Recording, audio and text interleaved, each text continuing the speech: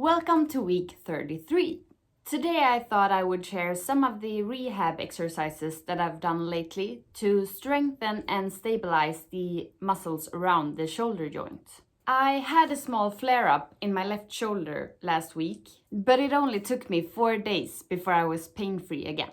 Of course, I've been forced to chill with all the kipping gymnastic movements. But like I've said many times before, the beauty of CrossFit is that there's always something you can train and or focus on that will benefit you in the long run, even if you're limited by an injury. For example, I am still able to do heavy back squats. And the whole time I've been able to do strict work. So it was back to basics. For example, doing wall-facing shoulder taps for the first time in a year.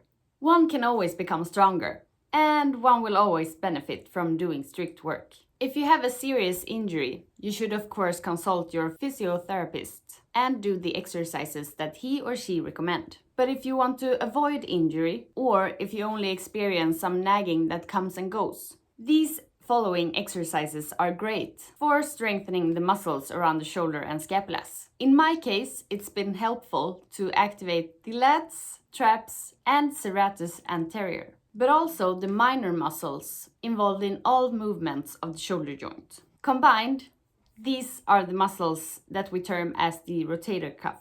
Now on to the exercises. First off, IYT lifts. This is an exercise that strengthens all parts of the trapezius muscle. I prefer to do these lying on an incline bench facing the backrest, but you can also lie on your belly on the floor or stand in a bent over flat back position. Start the exercise by lifting your arms over your head, forming the shape of the letter I.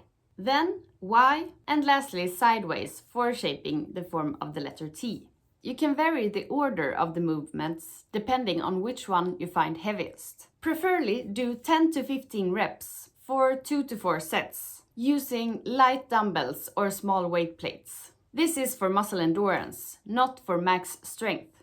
You can even do it without weights, pointing your thumbs towards the ceiling. You can also do all the reps in one direction before switching to the next, if you prefer that.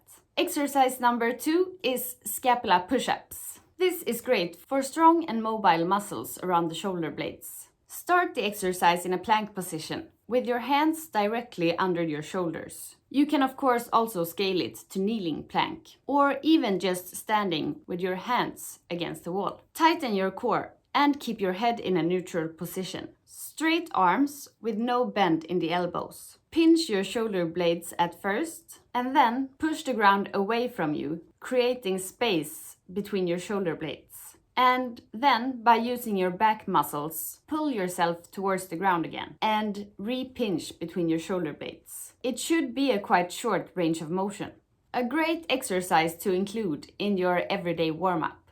Do 10 to 20 reps for 2 to 3 sets. Exercise number 3, external shoulder rotations. I believe that the easiest way to do this exercise is by fixating your elbow on your knee, so that you avoid moving your elbow, and by doing that involving other muscles than the desired. This exercise is also performed with a light dumbbell or small weight plates. Perform 10 to 20 reps per side in 2 to 3 sets. Slow and controlled movements for maximal muscle activation.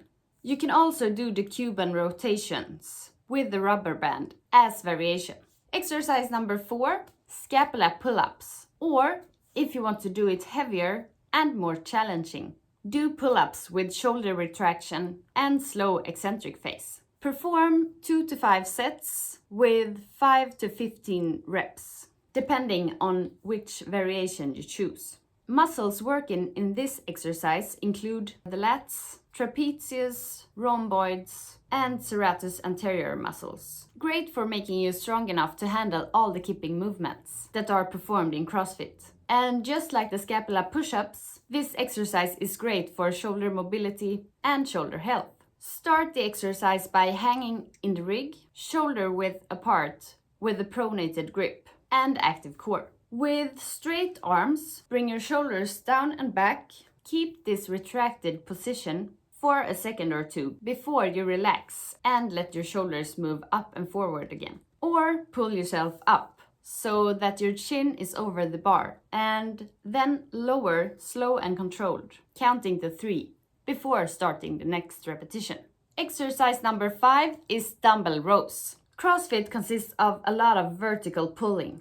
For that reason, it's important to combine with some horizontal pulling as well, like all types of rowing, to avoid imbalance and injuries. By using dumbbells, or kettlebells for that matter, we're working unilateral, so one side at a time, which also lowers the risk for imbalance between the different sides of the body. In this exercise, I recommend 10 to 15 reps for 3 to 4 sets. Try to focus on full range of motion, and you can even do a short pause in the top for really activating the muscles in the back and around your scapula, instead of only pulling with your bicep. These exercises, combined with a lot of stretching and rolling to avoid hypertension and skew load, has definitely helped me, and I hope to be back on track real soon. In the meantime, I've been enjoying a bit more cardiovascular training, running and 40-minute EMOMs, CrossFit in its essence, and a great way to feel better with all those endorphins. That was it for today. Hope you found these tips useful. Remember that consistency is key to all worthwhile things in life, not least when it comes to training. See you next week.